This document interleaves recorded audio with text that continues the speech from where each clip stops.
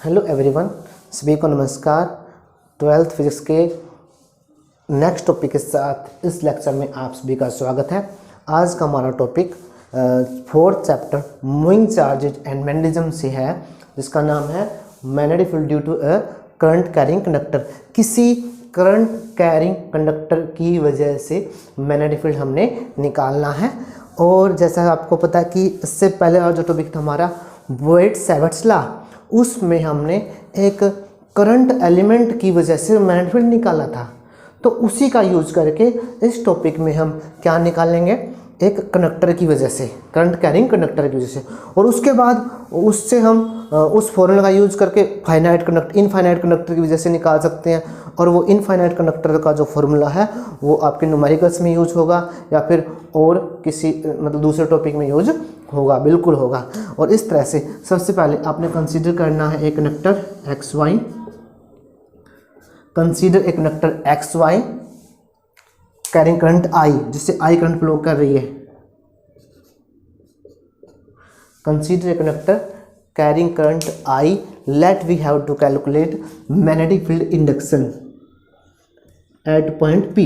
इसको magnetic field induction कह लीजिए, ये मैग्नेटिक फील्ड कह लीजिए। ये क्या एक तरह से स्ट्रेंथ है, स्ट्रेंथ ऑफ मैग्नेटिक फील्ड है, जिसको हमने मैग्नेटिक फील्ड इंडक्शन नाम दिया है, पहले भी डिस्कस हो चुका है। इसके साथ अगर हम देखें, जो ये पी पॉइंट है वो इस कंडक्टर से परपेंडिकुलर डिस्टेंस ए पे रखा हुआ है, उससे इसका परपेंडिकुलर डिस्टेंस कितना है, ए। थोड़ा सा बड़ा लिख देता हूँ, हमें इतना पता है। इस पॉइंट को सी पॉइंट नाम दे दीजिए, या फिर ओ, या फिर सी, ओ पॉइंट सी नाम दे दिया, ठीक है। अब क्योंकि आपने क्या सोचना है कि भाई इस कंडक्टर की वजह से मैग्नेटिक फील्ड कैसे निकालें, और आपके पास है क्या, आपके पास है छोटे छोटे लेंथ एलिमेंट की वजह से है, लेंथ एलिमेंट की वजह से मैग्नेटिक फील्ड इंडक्शन है। तो आप पहले इसके छोटे छोटे लेंथ एलिमेंट्स कंसीडर कर लीजिए। पहले आपने एक कंसीडर कर लिया छोटा सा सी, ओ पॉइंट के ऊपर आईडीएल, ओ पॉइंट के ऊपर आईडीएल एक करंट एलिमेंट कंसीडर कर लिया, जो इस पी पॉइंट से कितने दूर है, आर डिस्टेंस के ऊपर है मान लेते हैं, और एंगल कितना बना रहा है, थीटा। तो जैसे हमें पता है यहाँ पर C P is equal to A, O P is equal to R, angle C O P is equal to theta, इस तरह से। अभी इस आइडियल जो यहाँ पर एक स्मॉल एलिमेंट है इस कंडक्टर का, इस आइडियल की वजह से मैग्नेटिक फील्ड इंडक्शन कितना होगा, इस आइडियल की वजह से मैग्नेटिक फील्ड इंडक्शन हमने निकाला था D B is equal to mu naught upon 4 pi A है, इसलिए mu naught I D L sine theta, क्योंकि एंगल थीटा है ये, अपॉन आर स्क्वायर, क्योंकि डिस्टेंस आर है, इस वजह से। तो इन चीज़ों पर डिपेंड करता है, ये चीज़ें हमने वहाँ पे पढ़ी थी। ये एक छोटे से करंट एलिमेंट की वजह से मैग्नेटिक फील्ड इंडक्शन है। इसके बाद हमने ये भी कर दिया था कि बी क्या होगा, क्योंकि मैग्नीट्यूड में होगा, डायरेक्शन बाद में बताएंगे। डी बी का इंटीग्रेशन, और वो क्या होगा, इंटीग्रेशन ऑफ म्यून, इस पूरे टर्म का इंटीग्रेशन। तो इंटीग्रेशन के साथ साथ एक चीज़ देखिए, आप साथ में बता देता हूँ। इंटीग्रेशन में क्या होता है, एक्चुअली इंटीग्रेशन में होता है कि भाई जिन टॉपिक्स पे डिपेंड करते हैं वो जिसके साथ डी लगा होता है उसके चेंज होने से किस तरह से चेंज होते हैं। तो सबसे पहले तो जो कांस्टेंट है, जैसे म्यू नोड और 4 पाई, ऐसे समझा देता हूँ यहाँ पर कि देखो, हमारे पास इस फॉर्मूले में कितने वेरिएबल हैं। देखो म्यू नोड तो एक कांस्टेंट है, 4 पाई भी, आई मान लेते हैं एक बार, डी एल साइन थीटा मतलब थीटा, और आर, ये हमारे पास वेरिएबल्स हैं कुछ एक, मतलब ये टर्म्स हैं जो वेरी भी कर सकते हैं, कांस्टेंट भी हो सकती हैं।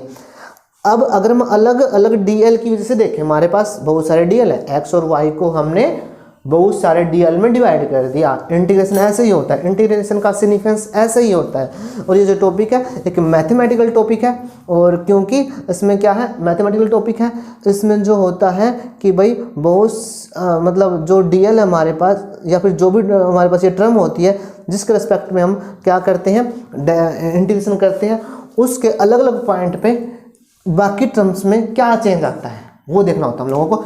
कि मान लीजिए अगर हम इस डीएल के लिए बात करते हैं, इस डीएल के लिए एक तो हमारा चेंज होगा आर, एक चेंज होगा थीटा, ये टर्म चेंज होंगी, एक तो आर चेंज होगा, थीटा चेंज होगा, आई वही रहेगा और म्यू नॉट 4 पाई वही रहेंगे।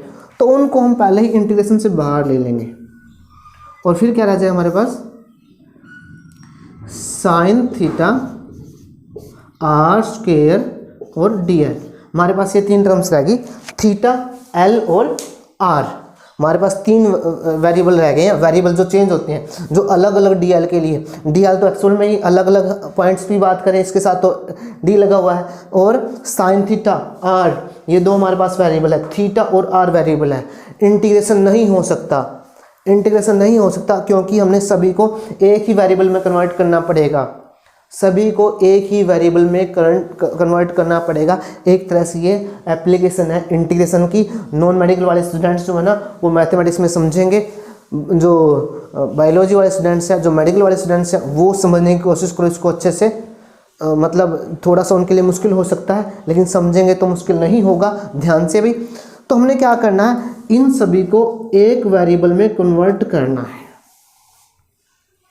और वो वेरिएबल कौन सा होगा ये चीज़ आपको याद रखनी पड़ेगी। और वो वेरिएबल हमने यहाँ पर ये एंगल कंसीडर किया है, सी पी ओ एंगल। ये सी ओ पी था थीटा, ये सी पी ओ, इसको हमने फाई नाम दे दिया।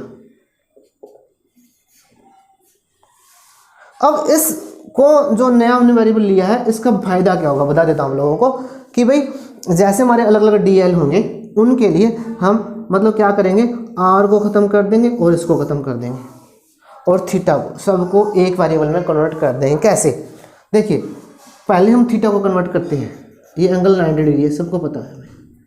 इस फ्रॉम ट्रायंगल, जो ट्रायंगल है हमारे पास सी ओ पी कह लीजिए या फिर सी पी ओ कह लीजिए, तीनों एंगल का सम क्या हो जाता है 180 हो जाता है, और इस एंगल और इस एंगल का सम क्या हो जाता है, इन दोनों का भी 90, क्योंकि कंप्लीट 180 ये 90 है, तो इन दोनों का theta plus phi is equal to 90 degree, और फाई इज इक्वल टू या फिर theta is equal to 90 minus phi.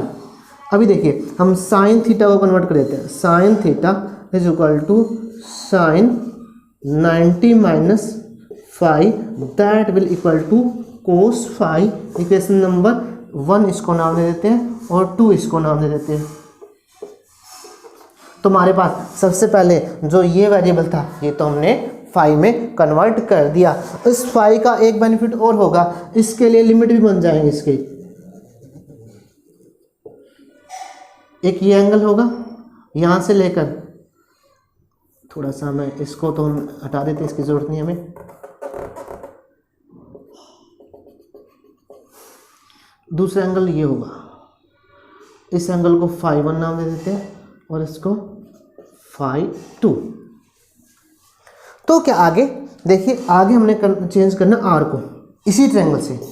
कैसे करते हैं, आर हमारे पास वेरिएबल है, ए वेरिएबल नहीं है, एक वैल्यू तो फिक्स है, ये तो परपेंडिकुलर डिस्टेंस है, ए का यूज करिए। अगर मैं यहाँ पर दोबारा ड्रा करता हूँ इस ट्रायंगल को, तो देखिए ये हमारे पास ए है, ये हमारे पास आर है, ये हमारे पास फाई है।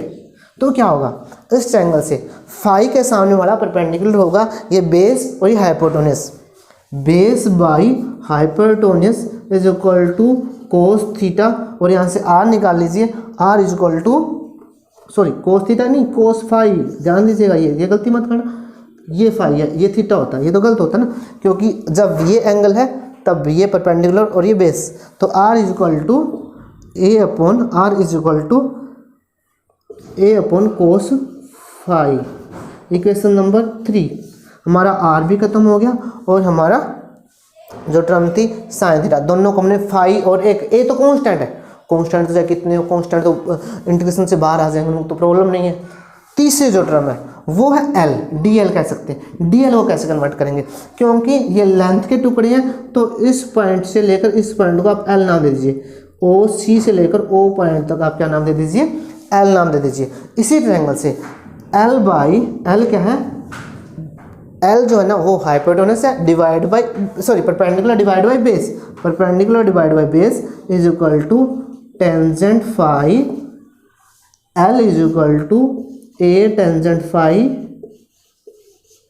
अब ये आ गया हमारे पास, लेकिन हमें तो डी एल चाहिए, इस बात का और ध्यान रखना चाहिए आप लोगों को, हमें एल नहीं चाहिए, हमें तो डी एल चाहिए। तो इंटीग्रेशन में ये हम पढ़ेंगे, मैथ वाले स्टूडेंट्स इंटीग्रेशन में पढ़ेंगे इस तरह से। हम यहाँ पर मैं बता देता हूँ, इसका डिफ्रेंसिएशन कर देते हैं हम। डी एल लेने के लिए हम क्या करेंगे, differentiation with respect to phi, तो क्या हो जाएगा d l upon d phi is equal to a, तो कॉन्स्टेंट है इसका सीकेंड स्क्वायर फाई। और देखिए ए, और अगर बात करते हैं डी एल की, D L is equal to A secant square phi, D L is equal to A secant square phi के इक्वल हो जाता है। इक्वेशन नंबर 4, एक ये और एक ये और एक ये, इन तीनों इक्वेशन को इक्वेशन नंबर 1 में पुट करते हैं तो देखिए आपको क्या मिलेगा। इन तीनों इक्वेशंस को हम इक्वेशन नंबर 1 में पुट करते हैं, देखिएगा b is equal to integration mu naught I upon 4 pi, ये तो बाहर है, sine theta is equal to cos phi के इक्वल हो जाता है। आर जो है ना वो a अपॉन कोस फाई का स्क्वायर, और डी एल जो है ना a secant square phi D phi के इक्वल हो जाता है। अभी सभी हमारे पास या तो ए है या फाई है, बस दो ही है, और इनमें कोई प्रॉब्लम नहीं हम लोगों को। इसके बाद देखिए आगे, अब हम क्या करेंगे, अब हम देखिएगा इसको थोड़ा सा और सोल्व करते हैं। म्यू नॉट आई अपॉन 4 पाई कोस पाई, ऐसा कैसा, लिमिट भी होगी यहाँ पर, एक चीज़ का ध्यान ना, फाई के लिए लिमिट बन जाती है यहाँ से, यहाँ पे जो डी एल है सबसे नीचे वाला, और फिर यहाँ तक फाई वन से लेकर फाई 2, क्योंकि एक तो नीचे की तरफ है ये एंगल, तो और ये एंगल ऊपर की तरफ है, तो हमने एक को क्या लेना है, एक को माइनस लेना है, दोनों में से एक को प्लस ले लेते हैं, एक को माइनस लेंगे और दूसरे को प्लस ले लेते हैं, माइनस फाई 1 टू फाई 2, दोनों में, क्योंकि दोनों की डायरेक्शन अपोजिट है, एक इधर पहले डिक्रीज हो रहा है फिर ये इंक्रीज हो रहा है, इस वजह से। आगे देखिए a square cos square phi into a, और सेकंड स्क्वायर फाई को हम एक बार सेकंड स्क्वायर फाई ही रखिए, अगले बार रख देते हैं डी फाई। तो यहाँ से एक ए तो कट गया यहाँ पर, और इस ए को ले लीजिए बाहर, और ये हमारे पास बच गया, ये जो है ना 1 अपॉन कोस स्क्वायर फाई होता है, 1 अपॉन कोस स्क्वायर फाई होता है, तो ये यहाँ से ये भी कट गया, तो हमारे पास सिर्फ क्या बचा, हमारे पास बचा सिर्फ कोस फाई। तो इसको देखिए कैसे हम करते हैं आगे, b is equal to mu naught I upon 4 pi a into minus phi 1 to phi 2 into cos phi D phi, cos phi D phi के इक्वल हो जाता है। और इस तरह से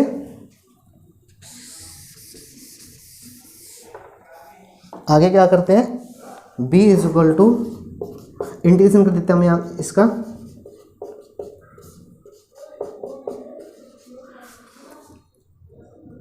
कोस फाई का इंटीग्रेशन साइन फाई, पता होना चाहिए आप लोगों को, माइनस फाई 1 टू फाई 2। अब लिमिट रखते हैं जल्दी, p is equal to mu naught I upon 4 pi a, upper limit minus lower limit, upper limit क्या है sine phi 2 minus sine minus phi 1, तो और ये क्या हो जाता है, साइन हमें पता है sine minus X minus sine X के इक्वल हो जाता है, तो हम इसको खत्म कर सकते हैं, यहाँ पर क्या हो जाएगा फाई और ये प्लस, तो हमारे पास रिजल्ट आ गया बी के लिए। बी जो मैंने फील्ड है इस पॉइंट के ऊपर वो ये हो जाता है। इसके साथ अगर डायरेक्शन की बात करें, क्योंकि करंट ऊपर की तरफ फ्लो कर रही है, इससे लास्ट वाला टॉपिक में बताया था राइट हैंड थंब रूल, वो किस तरह से होगी, इस तरह से होगी। अलग अलग पॉइंट पे बिल्कुल एक्सप्लेन किया था कि अलग अलग पॉइंट पर हम क्या करेंगे, बी के परपेंडिकुलर है, सॉरी आर के परपेंडिकुलर है, तो आर के परपेंडिकुलर होने की वजह से वो सर्कुलर लूप बनाएंगे।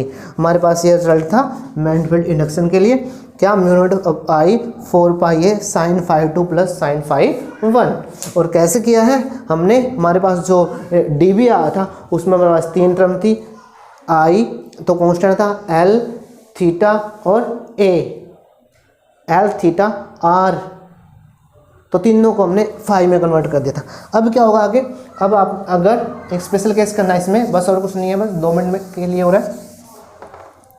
If conductor is infinite, if conductor is infinite, अगर कंडक्टर इनफाइनाइट है, कंडक्टर जो है ना शुरू से लेके, शुरू स्टार्ट कहाँ से हो रहा है, मतलब कहाँ से कहाँ तक है, देखिए मान लीजिए वो ऊपर से बहुत यहाँ ख़त्म, नीचे बहुत दूर हो रहा है, ऊपर भी, और जो पॉइंट है वो इसके सेंटर के नज़दीक है, यहाँ पर है, तो क्या होगा, ये है ए। तो यहाँ पर इस केस में क्या होगा कि जो अगर हम यहाँ पर देखते हैं बहुत दूर, तो ये जो दोनों एंगल हैं ये अप्रोक्सीमेटली 90 डिग्री होंगे, क्योंकि कंडक्टर, दोबारा से समझा रहा हूँ, यहाँ पे एक बार देखना भाई कि कंडक्टर बहुत दूर तक है, इनफाइनाइट है, और जो है ना पॉइंट लाई कर रहा है वो सेंटर के नज़दीक कर रहा है, तो क्या होगा, ये ए पॉइंट, ये डिस्टेंस ए है। तो अगर हम बहुत दूर की बात करते हैं, बहुत दूर लाइंस कौन सी मिलती है, पैरेलल मिलती है, तो ये एंगल क्या होंगे, दोनों 90 डिग्री होंगे। φ1 और φ2 दोनों की वैल्यू क्या है, φ1 और φ2 दोनों क्या है, वो 90 डिग्री है। तो b क्या हो जाएगा, b is equal to mu naught I 4 pi A sine 90 plus sine 90, sine 91 होता है, तो b is equal to mu naught I 4 pi A sine 91 plus 1, b is equal to mu naught 2 I upon 4 pi A. ये result आ जाता है हमारे पास किसके लिए, result आ जाता है एक इनफाइनाइट कंडक्टर के लिए। तो ये हमारे पास टॉपिक था magnetic field due to current carrying conductor. उसके लिए पहले हमने रिजल्ट ड्राइव किया और उसके बाद हमने क्या किया, एक फाइनाइट कंडक्टर के लिए स्पेशल केस किया। इसके साथ साथ एक स्पेशल केस आप ये भी समझ सकते हैं कि आपके पास इनफाइनाइट कंडक्टर है और किसी एक पॉइंट पे लाई कर रहा है, जो पॉइंट है अभी तो मिड में था, वो किसी एक पॉइंट पे लाई कर रहा है। मान लीजिए यहाँ पे एक एंड के नज़दीक लाई कर रहा है, किसी एक एंड के नज़दीक, यहाँ पर पी पॉइंट है, तो उस केस में φ2 एंगल 0 हो जाएगा और φ1 क्या हो जाएगा, 90 डिग्री हो जाएगा। बस और कुछ नहीं करना, यहाँ पर एक जगह पर हमने क्या करना है, 0 डिग्री करना है, तो 0 + 1 ये रिजल्ट होगा। एंड पे, एक तो एंड पे कह सकते हैं फाइनाइट कंडक्टर है, एंड पे कह सकते हैं, और कहाँ पे कह सकते हैं, दूसरा मिड पॉइंट के नज़दीक। तो भाई आज हमारे टॉपिक में इतना ही। उम्मीद है कि आपको ये अच्छे से समझ में आया होगा। आप और वीडियोज़ में और टॉपिक भी देख सकते हैं, और अगर किसी को कोई क्यूरी है, किस तरह का क्वेश्चन है, वो आप कमेंट में नीचे जो है ना कमेंट कर सकते हैं। और